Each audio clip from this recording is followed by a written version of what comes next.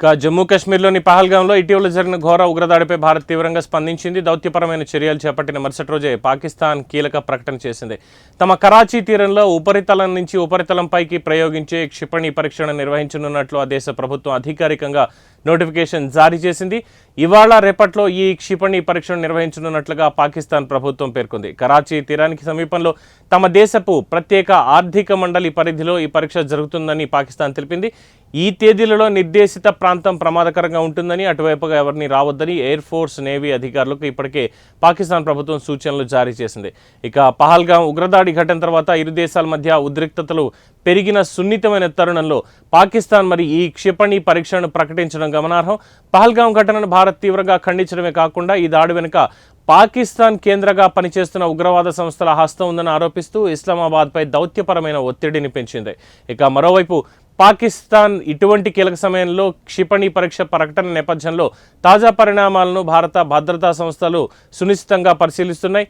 సరిహద్దుల్లో, సముద్ర తీరంలో భద్రతా బలగాలు అప్రమత్తమయ్యాయి.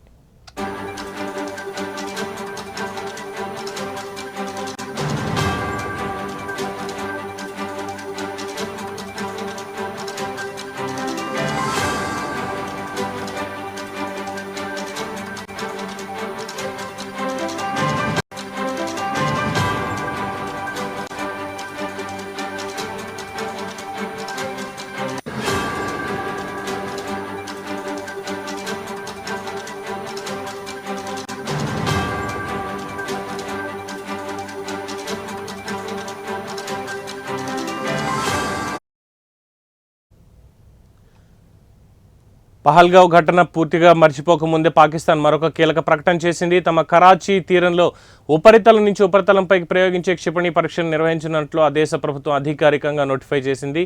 ఇవాళ రేపట్లో ఈ క్షిపణి పరీక్ష నిర్వహించినట్లు పాకిస్తాన్ ప్రభుత్వం పేర్కొంది. కరాచీ తీరానికి సమీపంలో తమ దేశపు ప్రత్యేక ఆర్థిక మండలిలో ఈ క్షిపణి పరీక్ష జరుగుతుంది అని తెలిపింది.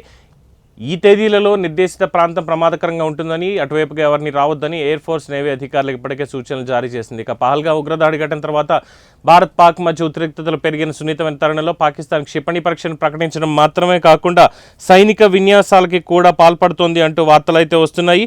పాకిస్తాన్ నావికాదళం కూడా కీలక సైనిక విన్యాసాలకు సిద్ధమైంది. నేటి నుంచి 2 రోజుల పాటు ఈ కసరత్తులు కొనసాగుతున్నాయని చెప్తున్నారు.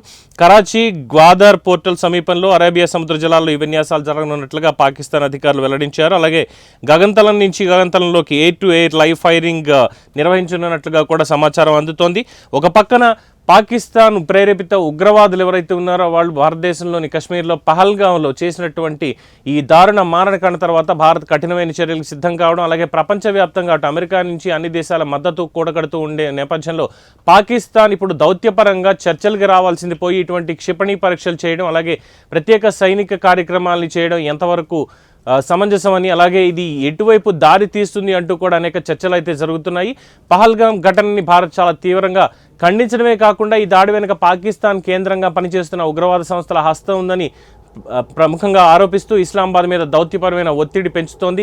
ఈ పెంచుతున్నటువంటి నేపథ్యంలో మరి పాకిస్తాన్ ఇప్పుడు ఈ క్షిపణి పరీక్ష ఎందుకు చేయాల్సి వస్తోంది, దేనికి అంటే పాకిస్తాన్ భారతదేశం ఏమైనా దాడి చేస్తుంది అని భయపడుతోందా అన్నటువంటి వ్యాఖ్యానం కూడా వినిపిస్తోంది. అలాగే పాకిస్తాన్ ప్రధానమంత్రి మీద కూడా ఎక్కువగా ఒత్తిడి అనేది కనిపిస్తోంది. ఖచ్చితంగా ఎందుకు దీని మీద స్పందించలేకపోయారు, ఉగ్రవాద దాడి వెనుక పాకిస్తాన్ హస్తం లేకపోతే అంటూ పాకిస్తాన్లో ఉన్నటువంటి వాళ్ళని ప్రశ్నిస్తున్నటువంటి తీరుని ప్రముఖంగా అక్కడ మీడియా కూడా దుయ్యబడుతోంది.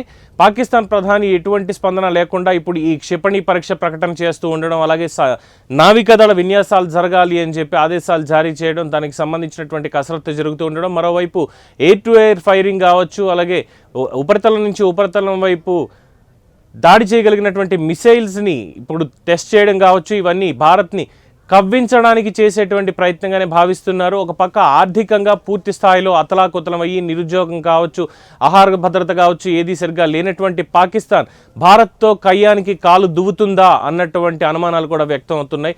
అటువంటి శక్తి లేకపోయినా ఎందుకని భారత్ మీద కయ్యానికి కాలు దువ్వుతోంది పాకిస్తాన్ అంటూ కూడా చాలామంది వ్యాఖ్యానం అయితే చేస్తున్నారు.